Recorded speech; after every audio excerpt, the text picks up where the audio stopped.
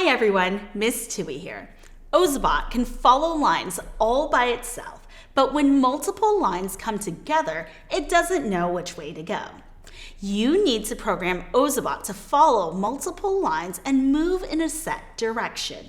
You will explore line navigation in Ozoblockly to help Ozobot get to different places. For today's lesson, you will need an Ozobot, fully charged and calibrated. The Ozoblockly editor will be working in level 3. Your Introduction to Ozoblockly, lesson 9, line navigation activity sheet, and a pencil.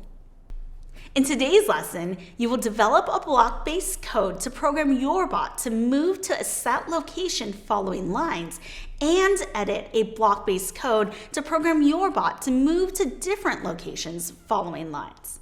Let's get started.